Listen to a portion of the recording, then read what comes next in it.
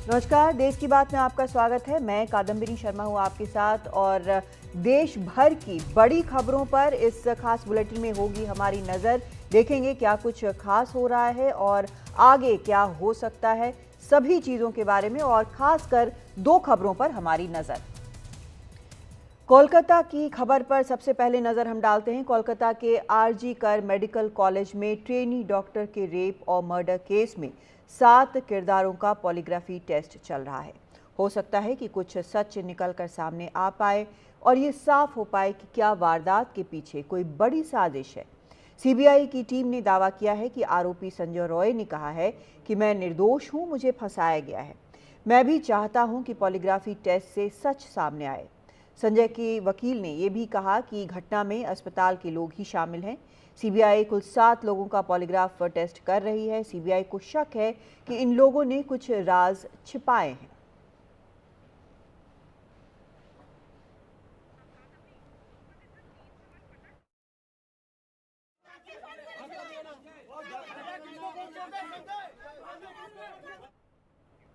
और कॉलेज के प्रिंसिपल संदीप घोष से पॉलीग्राफ टेस्ट में कुछ अहम सवाल पूछे गए कि क्या मौका वारदात को नष्ट किया गया। ये सबसे अहम सवाल। घर वालों और पुलिस को देर से जानकारी क्यों दी गई।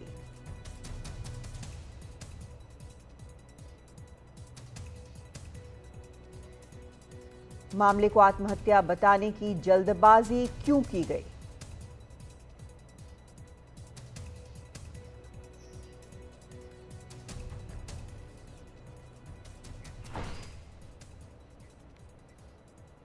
तो कई सवाल हैं जिनके बारे में लगातार पूछताछ हो रही है और सच जानने की कोशिश लगातार चल रही है।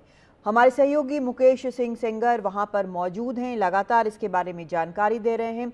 मुकेश, क्या ये मामला इतना उलझा हुआ अभी भी है?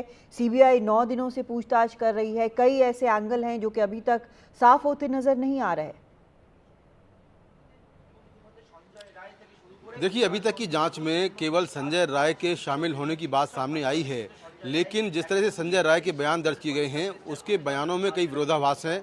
इसलिए सीबीआई को लगता है कि ये जांच कर लेना ठीक होगा कि पूरी घटना में क्या संजय राय के अलावा और भी लोग शामिल हैं। इसीलिए इस पूरे मामले की जाँच को लेकर सीबीआई जो टेक्निकल इन्वेस्टिगेशन है और जो साइंटिफिक टेस्ट हैं वो करवा रही है। जो शक के दायरे में हैं वो कुल 7 लोग हैं, 7 किरदार हैं, जिसमें कॉलेज के पूर्व प्रिंसिपल संदीप घोष हैं, 4 ट्रेनी डॉक्टर्स हैं, आरोपी संजय राय है। इसके अलावा एक वॉलंटियर है जिनके पॉलीग्राफ टेस्ट जो है आज दोपहर के बाद से शुरू हो गए थे। जो आरोपी संजय राय है वो फिलहाल प्रेसिडेंसी जेल में बंद है और उसका वहाँ पर पॉलीग्राफी टेस्ट हो रहा है। बाकी लोगों का टेस्ट जो है वो सीबीआई के दफ्तर में हो रहा है जहाँ पर मैं खड़ा हूँ। और जो सबसे अहम बात है, जो संजय राय है उससे पॉलीग्राफी टेस्ट के दौरान ये पूछा जा रहा है कि घटना में क्या वो अकेले शामिल था या इसके पीछे कुछ और भी लोग भी शामिल हैं, कोई कॉन्स्पिरेसी है इसके पीछे। दूसरा जो संदीप घोष है उससे जो सबसे अहम सवाल है वो ये है कि क्राइम सीन को डिस्ट्रॉय क्यों किया गया, घर वालों को काफ़ी देर से जानकारी क्यों दी गई, जब घर वाले पहुँचे तो उनको लड़की का शव कई घंटों बाद क्यों दिखाया गया, पुलिस को देर से जानकारी क्यों दी गई और 20 घंटे बाद आखिरकार एफआईआर दर्ज क्यों करवाई गई। तो ये सारे सवाल जो है वो संदीप घोष से पूछे जा रहे हैं। वहीं इस मामले में जो 4 ट्रेनी डॉक्टर्स हैं ये वो डॉक्टर हैं जिन्होंने वारदात वाली रात में करीब 12 बजे जो मृतक लड़की है उसके साथ में खाना खाया था। तो उस दौरान लड़की ने इनसे क्या बातचीत की थी, क्या बातचीत हो रही थी, क्या लड़की ने अपने साथ में किसी उत्पीड़न की शिकायत इनसे की थी और खाना खाने के बाद कौन कहाँ गया, विक्टिम कहाँ गई और जो 4 डॉक्टर्स हैं वो कहाँ गए, उनसे वो सवाल पूछे गए हैं। जो वॉलंटियर है उससे सवाल किए जा रहे हैं कि आखिर वो संजय राय के बारे में क्या जानता है, उसको क्या जानकारी है और क्या वारदात के बारे में उसे कोई जानकारी है। तो ये सभी 7 किरदार जो हैं इनसे लगातार जो 7 बड़े सवाल हैं वो पूछे जा रहे हैं, जिससे कि इस घटना की जो एक विस्तृत जांच है वो हो और अगर इसके पीछे कोई लार्जर कॉन्स्पिरेसी है तो वो भी सामने आए। इसीलिए इस पूरे मामले पर जो सीबीआई है वो लार्जर कॉन्स्पिरेसी के तहत एक कॉम्प्रिहेंसिव जो इन्वेस्टिगेशन है वो कर रही है, जिससे कि इस मामले की सच्चाई निकलकर सामने आए कि क्या ये मामला रेप का है या फिर गैंगरेप का है, और क्या इसके पीछे केवल संजय राय शामिल है या इसमें और भी लोग शामिल हैं। तो सीबीआई तमाम तकनीकी जांच और जो साइंटिफिक टेस्ट हैं वो लगातार करवा रही है। जी मुकेश, संक्षिप्त में आपसे जानना चाहेंगे कि पॉलीग्राफ टेस्ट जो है वो कैसा होता है और क्या ये कोर्ट में मान्य होता है? देखिए, पॉलीग्राफ जो टेस्ट होता है उसमें जो अपराधी होता है उसको एक तरह से झूठ पकड़ने वाली मशीन में बिठाते हैं। उस मशीन में सेंसर लगे होते हैं और जो एक्सपर्ट होते हैं वो पहले से सवालों की एक लंबी लिस्ट तैयार करते हैं और वो बारी बारी से सवाल पूछते हैं अपराध के बारे में, अपराधी की जीवन शैली के बारे में। और जब वो जवाब देता है तो उस दौरान उसका बीपी क्या है, उसकी हार्ट बीट क्या है, उसके स्किन में क्या बदलाव हो रहे हैं, उसको कितना पसीना आ रहा है, ये सारी एक्टिविटी एक ग्राफ में नोट होती है। और फिर जो एक्सपर्ट हैं वो उस पूरे ग्राफ की स्टडी करते हैं, जिससे कि एक रिपोर्ट तैयार करते हैं, जिससे ये साफ होता है कि आरोपी झूठ बोल रहा है या सही बोल रहा है। हालांकि ये रिपोर्ट, जो ये टेस्ट होता है पॉलीग्राफी, ये कोर्ट में सबूत के तौर पर मान्य नहीं है, लेकिन जांच एजेंसियों को जब किसी केस में कोई खास लीड नहीं मिलती है तो वो ऐसे टेस्ट करवाती है, जिससे कि जांच के दौरान, टेस्ट के दौरान कोई नई दिशा, कोई नई लीड मिल जाए, जिससे कि केस को आगे बढ़ाया जाए। तो सीबीआई इसीलिए 7 लोगों के पॉलीग्राफी टेस्ट करवा रही है, जिससे कि जांच में कोई नई दिशा मिले, कोई नई लीड मिले। जी बहुत शुक्रिया आपका मुकेश इस पूरी जानकारी के लिए। तो काफ़ी अहम है ये टेस्ट और इससे हो सकता है कि जांच को एक नई दिशा मिले, और सवाल कई हैं जिनके जवाब अभी सीबीआई ढूंढने की कोशिश कर रही है और इन जवाबों से इस मामले की गुत्थी सुलझेगी। वैसे संदीप घोष को लेकर कई तरह की जो ये जांच चल रही है उसके लिए सीधा हम चलते हैं सौरभ गुप्ता के पास। सौरभ, क्या कुछ और इस मामले पर सामने आया है? देखिए, पिछले कुछ दिनों से सीबीआई जो आरजी कर मेडिकल कॉलेज और अस्पताल में घटना हुई है, एक second year post graduate student के साथ जो घटना हुई है उसकी जांच कर रहे थे। लेकिन कल कलकत्ता हाई कोर्ट ने जो फाइनेंशियल इरेगुलरिटीज़ के आरोप लगे हैं पूर्व प्रिंसिपल संदीप घोष पर, और उससे जुड़े हुए जो कोलकाता पुलिस के पास एक मामला था जिसकी तहकीकात कोलकाता पुलिस कर रहे थे, और एक जो स्पेशल इन्वेस्टिगेशन टीम बनाया गया था राज्य सरकार द्वारा जो इन एलिगेशंस को देख रहा था, उस जो एलिगेशंस है उस मामले को भी कलकत्ता हाई कोर्ट ने सीबीआई के पास सौंप दिया है। तो जाहिर सी बात है, जब सीबीआई के पास कोई केस आता है तो वो सीबीआई नया केस रजिस्टर करके उसमें इन्वेस्टिगेशन को आगे बढ़ाते हैं। पिछले कुछ दिनों से सीबीआई ने डॉक्टर संदीप घोष को बुलाए थे पूछताछ के लिए, लेकिन सीबीआई के पास ऐसा कुछ सबूत उस वक्त नहीं मिल पाया कि जिसके बेसिस पर वो डॉक्टर संदीप घोष को हिरासत में ले। लेकिन अब जो फाइनेंशियल इरेगुलरिटीज़ का मामला है इसमें सीबीआई फिर से जांच शुरू किए है। हालांकि सीबीआई ने जो पॉलीग्राफ टेस्ट कहा जाता है, जिसे लाई डिटेक्टर टेस्ट कहा जाता है, वो उसका भी जो प्रोसेस है उसे शुरू कर दिया है। और इसीलिए जो सीबीआई का जांच है, 2 मामले में जांच चल रहा है। एक तो आरजी कर मेडिकल कॉलेज एंड हॉस्पिटल में जो घटना हुई है, दूसरा उस घटना के बाद जो आरोप सामने आए हैं फाइनेंशियल इरेगुलरिटीज़ का, जो पूर्व प्रिंसिपल संदीप घोष के खिलाफ सामने आए हैं, उस पर जो कलकत्ता पुलिस ने एक केस रजिस्टर किया था और एक तहकीकात शुरू किया था, उस तहकीकात को कलकत्ता हाई कोर्ट ने सीबीआई के पास सौंप दिया है। और इसके बाद सीबीआई ने दूसरे केस रजिस्टर करके इस मामले में भी अपना तहकीकात शुरू कर दिया है। तो 2 केस है सीबीआई के पास, जैसे मैंने कहा, एक जो तहकीकात है आरजी कर में जो घटना हुई है, जिसके चलते हुए देश भर में प्रदर्शन चल रहा है, डॉक्टर्स का प्रदर्शन हुआ है कुछ दिन तक, बहुत गुस्सा है लोगों के मन में, जो जाहिर सी बात है ऐसे कोई घटना होते हैं। और दूसरा जो सीबीआई के पास अब केस है, जिसके चलते हुए नया केस जो रजिस्टर किया गया है, वो है फाइनेंशियल इरेगुलरिटीज़ का केस, जिसका तहकीकात भी सीबीआई कर रहे हैं। बहुत शुक्रिया आपका सौरभ इस पूरी जानकारी के लिए। और काफ़ी अहम ये पूरा मसला हो चुका है। जांच का जो पूरी दिशा है जांच की, उसके बारे में हर तरह से जांच करने की कोशिश की जा रही है, जैसा यहाँ पर सौरभ और उसके पहले मुकेश बता रहे थे। वैसे कोलकाता में आरोपी संजय घोष जिस बाइक पर चलता था उस पर उसने कोलकाता पुलिस का स्टिकर लगा रखा था और लोगों पर धौंस जमाता था कि वो पुलिस वाला है। मुकेश सिंह सेंगर आपको दिखा रहे हैं वही बाइक। ये है आरोपी संजय राय की बाइक जिसको सीबीआई ने जब्त कर लिया है। ये देखिए, बाइक को सीबीआई दफ्तर लेकर आई है और इस बाइक के जरिए ही आरोपी आरजे कर मेडिकल कॉलेज तक पहुंचा था और इस बाइक को सीबीआई ने जब्त कर लिया है। आप देखिए कि ये बाइक जो है ये आरोपी इस्तेमाल कर रहा था और वारदात वाले दिन आरजे कर मेडिकल कॉलेज से वो इसी बाइक पर गया था। इस बाइक को सीबीआई ने जब्त कर लिया है। यहाँ पर देखिए सीबीआई के अफसर इस बाइक को लेकर जा रहे हैं। बाइक का नंबर है WB01AE5021 और इस बाइक पर केपी लिखा हुआ है। आप देखिए, कोलकाता पुलिस, यानी कि वो खुद को कोलकाता पुलिस का अफसर बताता था और इस बाइक को सीबीआई ने जब्त कर लिया है। आप देखिए कि यहाँ पर बाइक को सीबीआई के अफसर उठाकर ले जा रहे हैं। इस बाइक का इस्तेमाल अपराध के दौरान हुआ था। जो संजय रॉय है वो इसी बाइक के जरिए अस्पताल तक पहुंचा था और वारदात को अंजाम देने के बाद इसी बाइक पर सवार होकर वो वापस अपने बैरक में गया था। तो सीबीआई ने इस मामले में जो ये बाइक है वो जब्त कर ली है। ये भी केस प्रॉपर्टी है और सीबीआई बाइक को लेकर सीबीआई दफ्तर सीजे कॉम्प्लेक्स आ गई है और यहाँ पर इस बाइक को जब्त कर लिया है। इस बाइक की फॉरेंसिक जांच भी हुई है जिससे पता चल पाएगा कि इसमें कोई फिंगरप्रिंट तो नहीं है, तो इसको लेकर भी जांच हुई है। तो ये केस में काफ़ी अहम सबूत है जिसको भी सीबीआई ने जब्त कर लिया है। कोलकाता से कैमरा पर्सन GD शंकर के साथ मैं मुकेश सिंह सेंगर, NDTV इंडिया।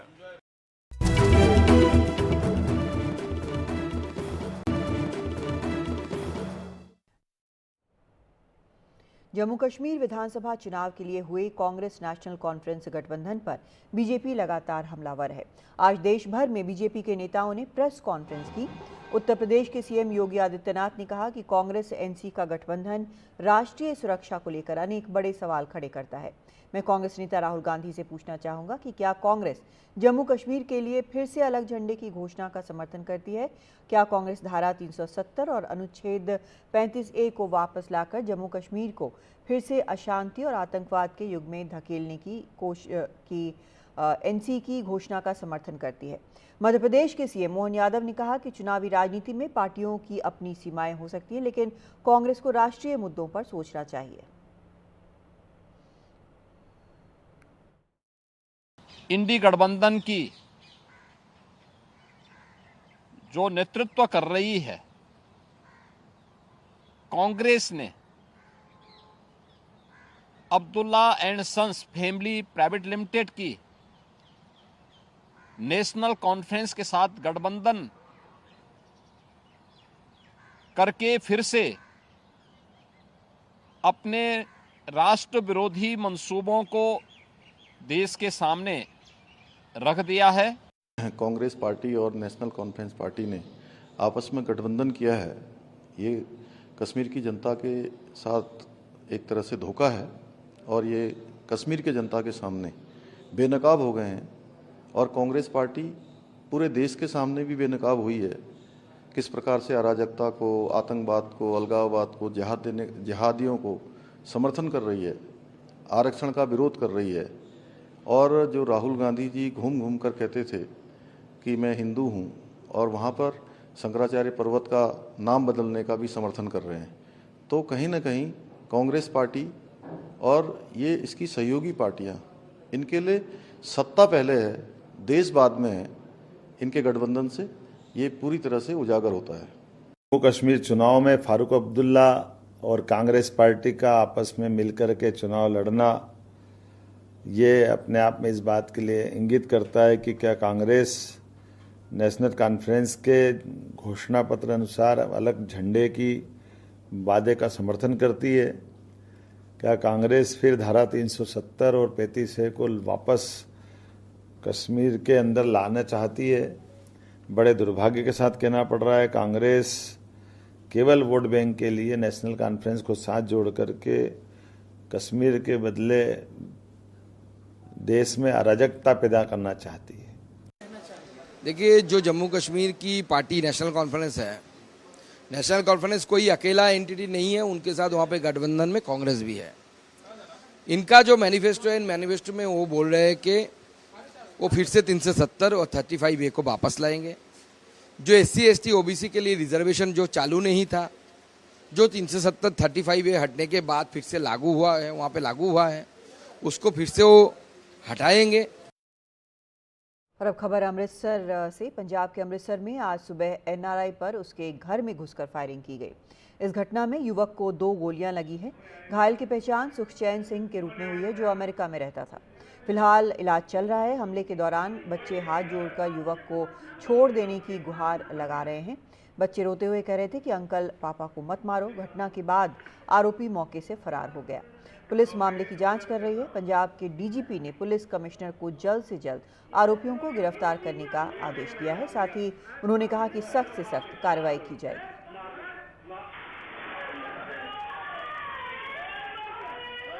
तो ये सीसीटीवी फुटेज आप देख रहे हैं कि यहाँ पर मौके पर घर की महिलाएं भी मौजूद हैं, बच्चे भी हैं और ये बिल्कुल परेशान दिख रहे हैं। इन सब की मौजूदगी में इन लोगों ने इस युवक पर गोली चलाई और यहाँ से निकल गए।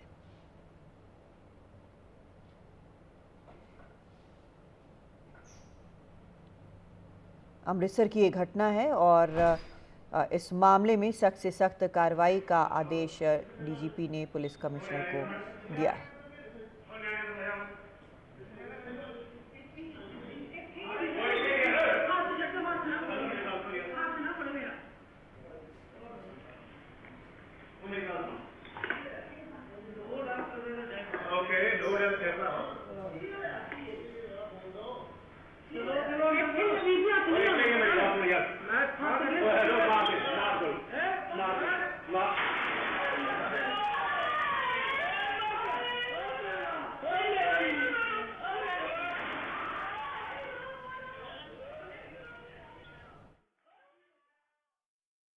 देखिए सीसीटीवी कैमरा फुटेज से ये पूरा वाकया और पूरा इंसिडेंट बाहर आया है, जिसमें हम देख सकते हैं कि 2 लोग अंदर एंटर करते हैं और घर में औरत के साथ कुछ बच्चे भी थे जो लगातार रिक्वेस्ट करते हैं कि फायरिंग ना की जाए। और कहीं ना कहीं क्योंकि एनआरआई है और ये भी माना जा रहा है, क्योंकि ऑपोजिशन पार्टीज भी कह रही है कि कहीं ना कहीं एक्सटॉर्शन एंगल भी हो सकता है। लेकिन अगर जो कमिश्नर ऑफ पुलिस है उनसे बातचीत हुई तो उन्होंने ये बताया कि हम अलग अलग थ्योरी पे वर्क कर रहे हैं, तो कहीं ना कहीं पर्सनल एनिमिटी का भी एक बीच में कोई एंगल हो सकता है, जिसको लगातार तहकीकात की जा रही है। लेकिन सबसे बड़ा सवाल यह है कि घर के अंदर घुस के जैसे फायरिंग की है, तीन फायर किया गया है, उसके बाद जो विक्टिम है उसको हॉस्पिटलाइज किया गया है। वो अपनी जान के साथ लगातार इस समय स्ट्रगल कर रहा है, क्योंकि कहीं ना कहीं 2 गोलियां लगी है और एक गोली जो कान के लग के कहीं और भी लगी है। कहीं ना कहीं उस बात को लेके डॉक्टर्स का कहना है कि ये क्रिटिकल कंडीशन है, जिसको लगातार डॉक्टर्स डील कर रहे हैं। अब पुलिस इन्वेस्टिगेशन की बात करें तो पुलिस ने आइडेंटिफाई करने की कोशिश कर रहे हैं, क्योंकि सीसीटीवी फुटेज से बिल्कुल क्लियर है। यही बात को लेके डीजीपी पंजाब ने कमिश्नर और पुलिस को भी कहा कि जल्द से जल्द आरोपियों को पकड़ा जाए। और जो कुछ सूत्र है पुलिस में वो ये बता रहे हैं कि कुछ लोगों को राउंड अप भी किया जा रहा है उस एरिया में। पर सबसे पहली बात यह है कि ये घर में कैसे एंटर हुए, दूसरी बात यह है कि एनआरआई को क्यों टारगेट किया गया। ये सभी सवालों के जवाब जब पुलिस किसी को आरोपी को पकड़ेगी और तहकीकात के बाद पता चलेगा। लेकिन इस समय हम देख सकते हैं कि इस इंसिडेंट के बाद लगातार राजनीतिक वार भी किए जा रहे हैं। अकाली दल और हमने देखा बीजेपी ये कह रही है कि एक्सटॉर्शन कॉल आ रही है, और ये इंसिडेंट लॉ एंड ऑर्डर के ऊपर काफ़ी बड़े सवाल खड़े कर रहा है पंजाब में।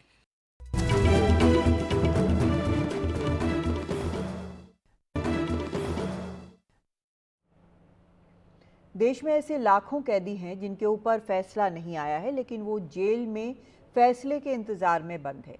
अब सुप्रीम कोर्ट ने फैसला सुनाया है कि पहली बार अपराध करने वाले जिन्होंने घृणित या संगीन अपराध न किए हों, उनको 1/3 सजा काटने के बाद जमानत मिल जाएगी। इस फैसले से 4 लाख से ज्यादा लोगों को राहत मिलेगी।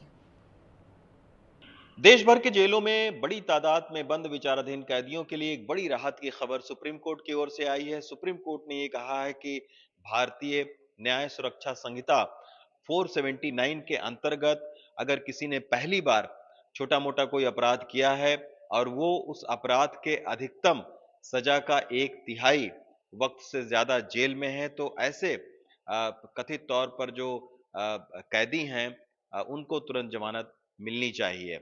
तो ये एक बड़ी राहत की खबर है। साथ में ये भी निर्देश दिए गए हैं कि अलग-अलग जो जेल हैं, उनके जेल अधीक्षक इस तरीके का जो डेटा है, उसको तैयार करें, क्योंकि कई बार ये शिकायतें आई हैं कि बहुत सारे जो लोग हैं, वो छोटे-मोटे अपराध में बेल बॉन्ड न भर पाने की वजह से वो जेलों में रहते हैं।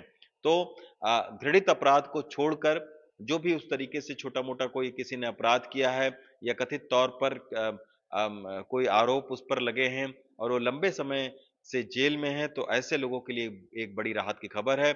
मसलन अगर हम इसको इस तरीके से समझते हैं कि अगर किसी पर छोटी-मोटी चोरी का पहली बार आरोप लगा है और ये पूरा मामला जो है वो ट्रायल कोर्ट में है, तो ऐसे में अगर अधिकतम सज़ा मसलन माना जाए कि चोरी का 7 साल है, तो अगर वो 3 साल से ज़्यादा छोटी-मोटी चोरी के आरोप में जेल के अंदर है, तो उसको इस सुप्रीम कोर्ट के जो निर्णय हैं, उसका लाभ उस शख्स को मिल सकता है।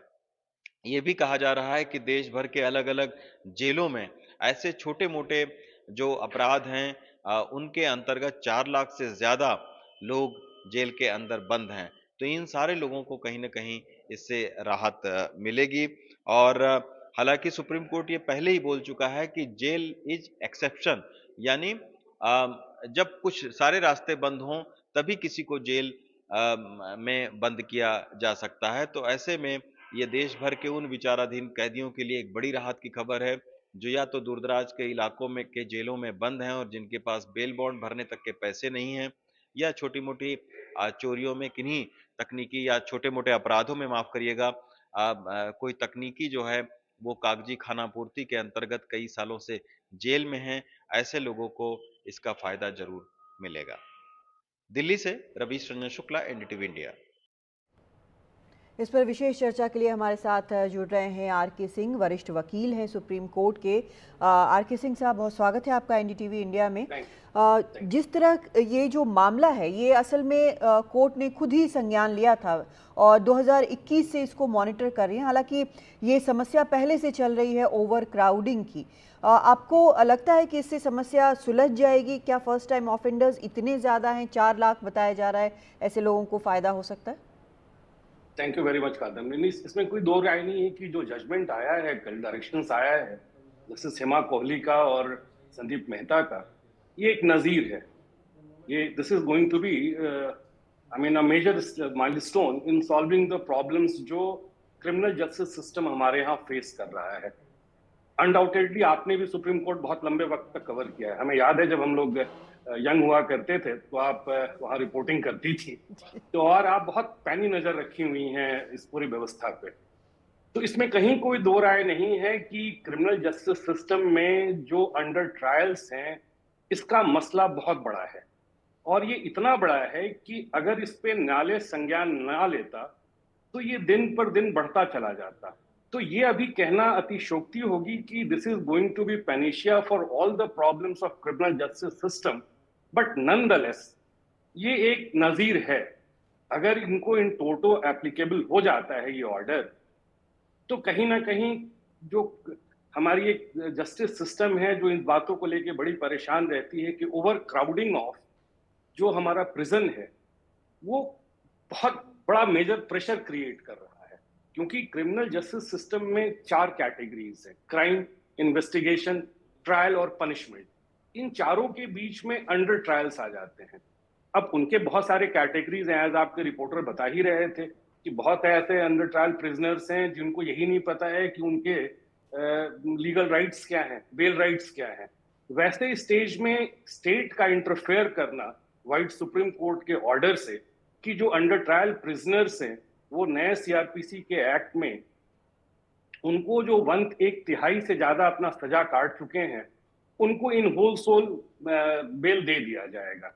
तो शर्तिया ये उनके लीगल राइट के प्रोटेक्शन में एक बड़ी मील का पत्थर साबित होगी। ये मेरा अपना व्यक्तिगत तौर पे मानना है। आर.के. सिंह साहब, आपने खुद कहा कि कई लोगों को ये पता ही नहीं होता है कि उनको जमानत का अधिकार है। एक तो एक अवेयरनेस का फैक्टर है इसमें, उससे कैसे पार पाया जाएगा। दूसरी चीज़ जो मैंने कई बार देखी है कि सब कुछ पता है, छोटा सा क्राइम है और बहुत ज़्यादा सज़ा भी नहीं है, लेकिन लंबा वक्त as an under trial jail में बीतता है क्योंकि बेल के लिए पैसे नहीं होते हैं। इसको कैसे एड्रेस करेंगे? देखिए, इससे कादम्बरी, इससे इससे इतर भी एक बड़ी समस्या है। जो हमारे यहाँ एक व्यवस्था है कैदियों का उनके घर वालों से मिलने की, जो रूल्स हैं, कैदियों का उनके लॉयर से जो मिलने का रूल्स है, कैदियों की एक्सेसिबिलिटी जो लॉयर से, घर के लोगों से और दोस्तों से मिलने के जो रूल्स और कैटेगरीज हैं, वो इतने कम्बरसम हैं कि एक वक्त के बाद दोस्त, मित्र, घर वाले भी छोटे से छोटे क्राइम जो जिनके पास सुविधा नहीं है, जो इतने संपन्न नहीं है, वो उनको अबैंडन्ड कर देते हैं। और होता क्या है, वो फेट एकम्पली बन जाते हैं। अंदर रह करके जब वो बाहर की दुनिया से उनका लगाव या कनेक्शन खत्म हो जाता है तो दे बिकम फेट एकम्पली। अब वो बैठे रहते हैं और उनको पता ही नहीं चलता। स्वाभाविक सी बात है, गरीब तबके का आदमी है, रिक्शा वाला है या मजदूर है या इसी टाइप के कोई है जो हर दिन कुआं खोदता था, हर दिन पानी पीता था, अब वो जेल के अंदर है, बाहरी दुनिया से उसका कोई लाइफ कांटेक्ट नहीं है। दूसरी बात है। तीसरी बात है, जो बेल की पूरी प्रक्रिया है उसमें ये कहने में मुझे कोई गुरेज नहीं है कि इंडियन जो प्री लीगल एड सिस्टम है, ऑनरेबल चीफ जस्टिस ने भी कहा था, उसमें that needs much to be required. और बाहर में वकीलों की जो फीस की समस्या है वो तो है ही, I should not be telling all this thing, लेकिन वो है, I must go with you, वो है। तो अब जब सुप्रीम कोर्ट का ये फैसला आ गया है तो इसको लागू कैसे किया जाएगा? इम्प्लीमेंटेशन जो है वो जल्द से जल्द हो तभी फायदा होगा इन लोगों को। नहीं, सुप्रीम कोर्ट ने, आपने देखा होगा, ऑनरेबल जजेस ने बोला है, जितने भी राज्य हैं उनको बोला है कि 2 महीने के अंदर आप अपने यहाँ से स्टेटस रिपोर्ट भेजिए। और आई एम श्योर कि जस्टिस हेमा कोहली और justice Sandeep Mehta, they are such A evolved जजेस एंड वेरी पीपल्स ओरिएंटेड जजेस। जैसे ही इनके पास ये पूरी डेटा आती है, ये इस बात पे भी संज्ञान लेंगे। आपको याद होगा कि इसी टाइप के मसले पहले भी हुआ करते थे। इस बात पे जरूर वो संज्ञान लेंगे कि जिन लोगों के पास बेल बॉन्ड भरने के लिए कोई है ही नहीं, ना पैसे हैं, ना कोई रिश्तेदार है, ना कोई आगे आ रहा है, वैसे सिचुएशन में आई एम वेरी श्योर कि ऑनरेबल जजेस जो हैं स्टेट को ही काउंटर गारंटी के रूप में खड़ा कर देंगे। तो ये बहुत बड़ी बात नहीं है कि स्टेट ही ऐसे लोगों के लिए बेल बॉन्ड भरेगा। क्योंकि ultimately at the end of the day right to freedom जो है उनका, वो एब्सोल्यूट राइट है और ये स्टेट को प्रोटेक्ट करना ही होगा। जी आर.के. सिंह साहब, लेकिन ये पहला कदम है। अब जो ओवर क्राउडिंग की समस्या है, मुझे नहीं लगता कि सिर्फ इससे खत्म होगी। क्या और भी फैक्टर्स हैं जिसको लेकर सुप्रीम कोर्ट नजर डाल सकता है? देखिए, सुप्रीम कोर्ट डाल सकता नहीं है, ऑलरेडी सुप्रीम कोर्ट के संज्ञान में है ये बात। 3 चीजों को लेकर के supreme court, honourable supreme court बहुत सेंसिटिव है। आपने अभी हाल के दिनों में देखा होगा कि ऑलमोस्ट ऑल द जजेस led by honourable chief justice, उनका एक स्ट्रिक्ट डायरेक्शन है लोअर कोर्ट्स को, और एक सुझाव भी है कि द लोअर कोर्ट जजेस, सबऑर्डिनेट कोर्ट जजेस, they should not be afraid of giving bell. उनको डरना नहीं चाहिए, वो बहुत खुले मन से एक बेल के पिटिशन को ध्यान में रखें, संज्ञान में रखें और जहां तक संभव है बेल दें। पहला स्टेज है। दूसरा स्टेज है स्पीडी ट्रायल। स्पीडी ट्रायल भी क्रिमिनल जस्टिस सिस्टम का वेरी इंटीग्रल पार्ट है। आप देखी होंगी कि जब से हम लोगों ने वकालत स्टार्ट किया था या जब से आपने रिपोर्टिंग स्टार्ट करी थी जुडिशरी की, उसके बाद से वॉल्यूम ऑफ केसेस बढ़े हैं, नेचर ऑफ लिटिगेशन बढ़ा है। जी बिल्कुल। लेकिन जुडिशियल इंफ्रास्ट्रक्चर जो है लोअर लेवल पे नहीं बढ़ा है। अब आपको एक मैं छोटा सा डेटा देता हूँ।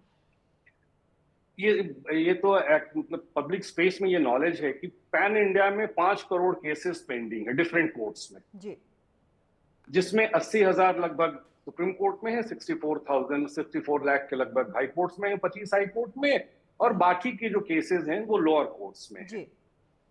और उस लोअर कोर्ट में भी आपको बड़ा ताजुब होगा जान करके कि 87% केसेस जो हैं, total pendency of the cases में, वो लोअर कोर्ट में है, और उसमें से भी मैक्सिमम क्रिमिनल केसेस हैं।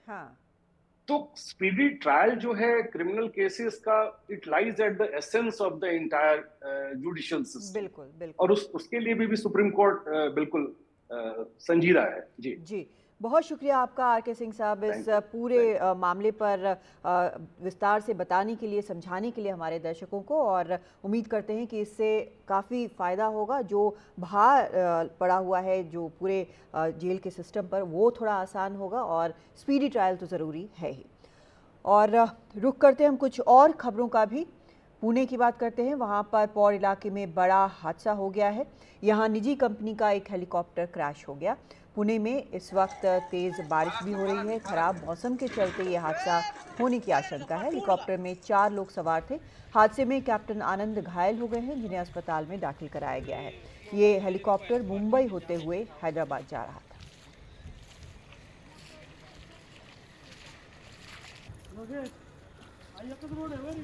डिझेलचा वसूल आहे सगळं डिझेल पेट्रोलचा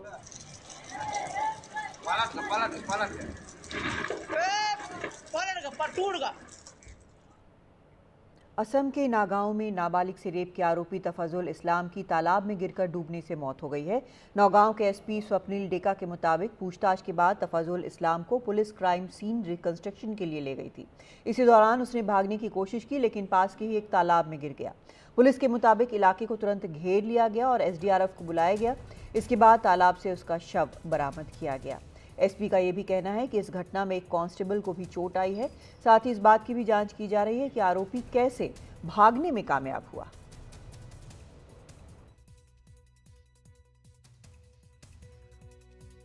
असम के नौगांव ज़िले के ढींग में जो दिल को दहला देने वाली घटना सामने आई थी पिछले थर्सडे शाम को, जब यहाँ पे यही है क्राइम सीन, जहाँ पे कि आगे जो आप देख सकते हैं जो पेड़ हैं, जो वहाँ पे जो लोग शाम के 6:30 बजे जा रहे थे और उनको एक 14 वर्षीय एक बच्ची मिली थी, अनकॉन्शियस थी वो, उसके साथ एक साइकिल पड़ी हुई थी और वहाँ यहीं पर ही माना जा रहा है कि उसका जो रेप हुआ था। और इसके बाद एक शख्स को पकड़ा गया था।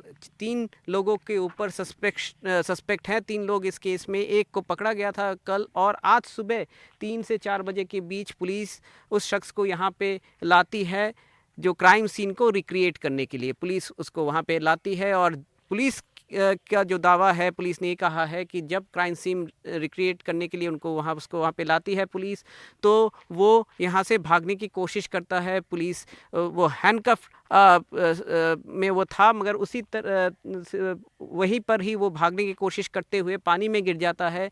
और इसके बाद पुलिस का ये दावा है कि पुलिस ने इस इलाके को पूरी तरह से कॉर्डन ऑफ किया और सर्च ऑपरेशन चलाया। और सर्च ऑपरेशन के बाद उस शख्स की जो बॉडी है वो यहाँ पे पाया गया। पुलिस का ये दावा है कि वो पानी में गिरने के कारण वो मारा गया। और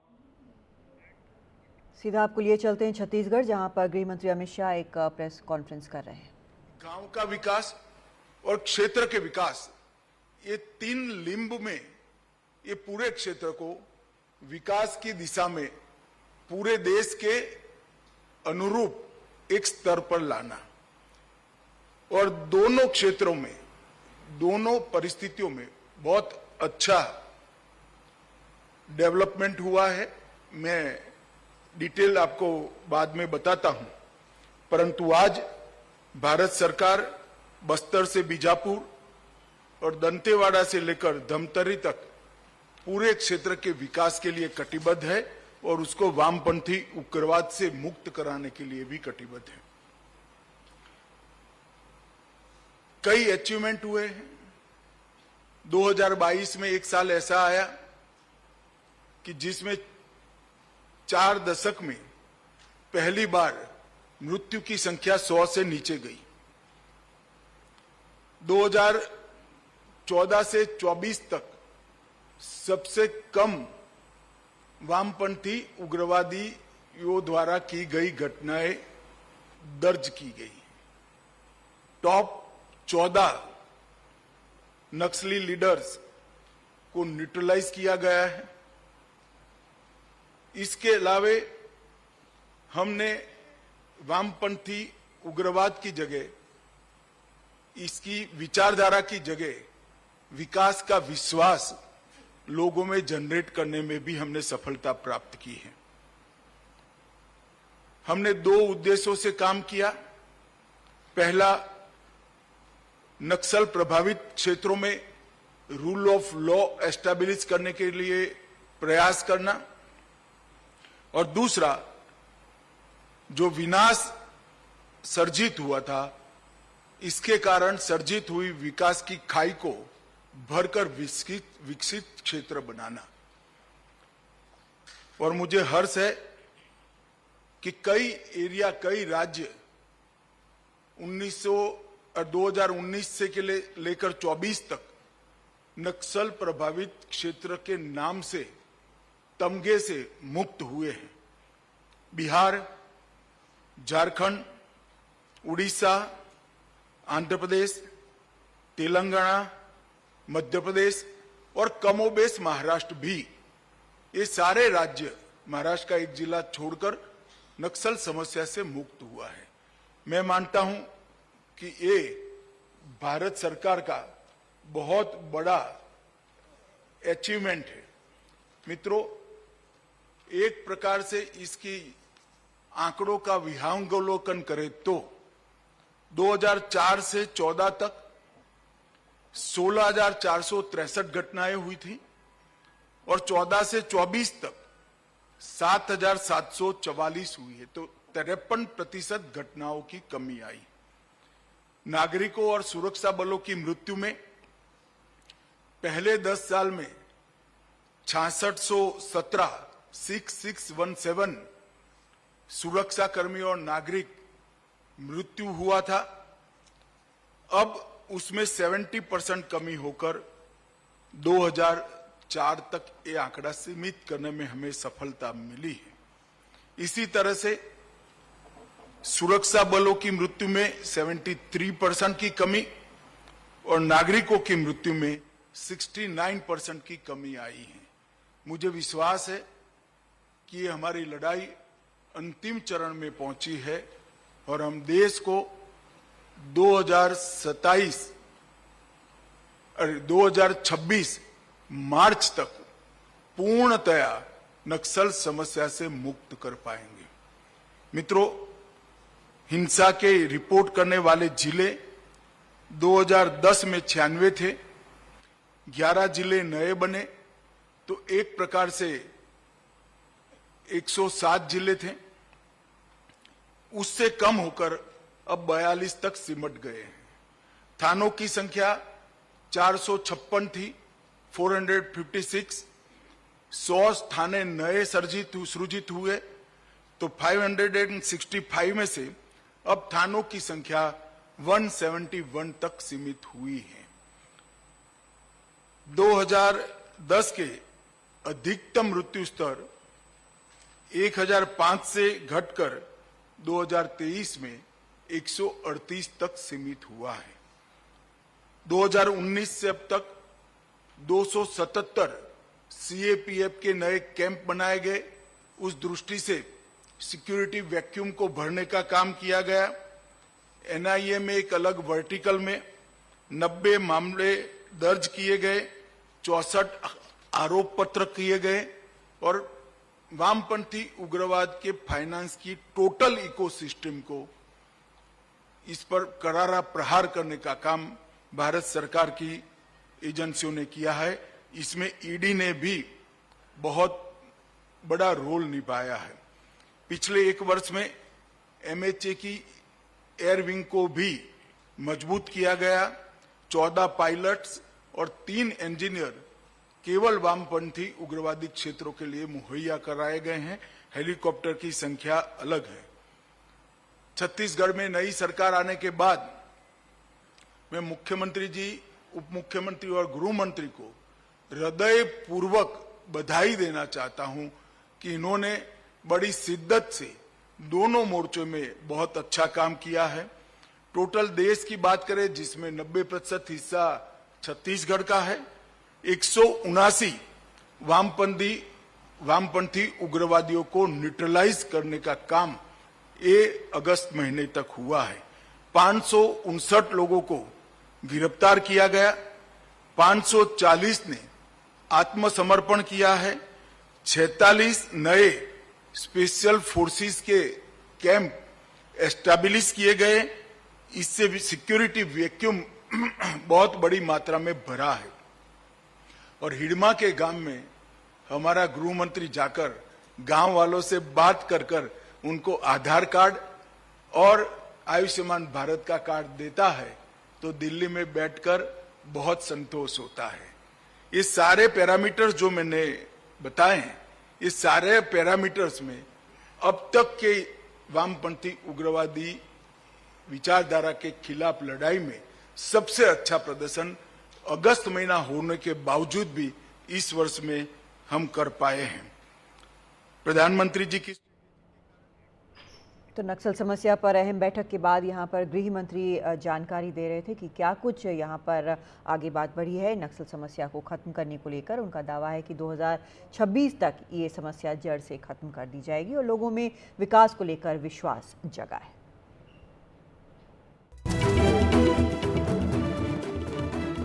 पेरिस ओलंपिक्स में भारतीय खिलाड़ियों के प्रदर्शन से कई फैंस बेहद खुश हैं तो कई लोग शिकायत भी कर रहे हैं। पेरिस की सीन नदी में यमुना तक की झलक नजर आई। अब जब सबकी नजरें 28 अगस्त से शुरू होने वाले पैरा ओलंपिक्स में पैरा एथलीटों पर रहेंगी तो कुछ शिकायतों की वजहें भी रह गई हैं। आपको पेरिस ओलंपिक्स का आयोजन कैसा लगा, देखते हैं हमारे सहयोगी विमल मोहन की ग्राउंड रिपोर्ट।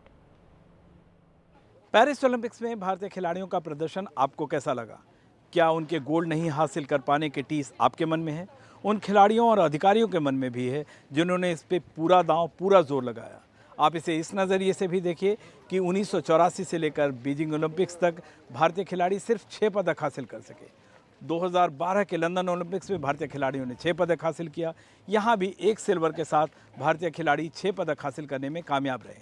तो नीरज चोपड़ा के सिल्वर के साथ मनु भाकर, सरबजोत सिंह, स्वप्निल, हॉकी टीम और अमन सहरावत, इन सब पर गर्व करने का विषय है, गर्व करने की बात है। तो ये पेरिस में सीन नदी का किनारा है और बहुत कुछ भारत में दिल्ली और यमुना की याद दिलाता है। काफ़ी इसकी सफाई की गई और ये नदी काफ़ी विवादों में रही। 777 किलोमीटर लंबी ये नदी तकरीबन यमुना से आधी ही है और यहाँ पे जो इस नदी के किनारे सभ्यता बनी, लेकिन आज देखें तो जो लोग हैं इसको दूषित करने से, मैला करने से नहीं छोड़ पा रहे। अब भी यहाँ देखें आसपास सिगरेट, बियर की बोतलें, लोग पेशाब करना और जो आसपास जो बदबू आती है, यहाँ भी वही आलम है। तो जो नदी सभ्यताएं बनाती हैं उसे जो लोग हैं उसे प्रदूषित करने से नहीं छोड़ते और इस वजह से ये नदी विवादों में रही। इसके धार को लेकर भी विवाद हुए। यहाँ पे कई जो पॉलिटिशियन हैं और मेयर हैं, ओलंपिक के जो अधिकारी हैं, उन्होंने इसमें स्नान करने की कोशिश की। इसे बायोलॉजिकली पहले डेड किया जा चुका है और 100 साल से जो इस नदी में एक तरह से नहाना मना था। काफ़ी कुछ सफाई करने की कोशिश की गई लेकिन इस नदी को लेकर विवाद हुए और इसलिए भी इस पेरिस ओलंपिक्स को ज़रूर याद किया जाएगा। ओलंपिक खेल ज़िंदगी के सबक की तरह होते हैं। CTS, OLTS और 4TS के मंत्र के साथ दुनिया भर के सभी खिलाड़ियों के साथ भारतीय खिलाड़ी भी लड़े, जीते, हारे, लेकिन जूझते रहे। 6 पदक जीते और भारतीय खिलाड़ियों ने ओलंपिक खेलों में अपनी ताकत के साथ अपनी मौजूदगी का एहसास ज़रूर करवाया। पेरिस से विमल मोहन, NDTV इंडिया।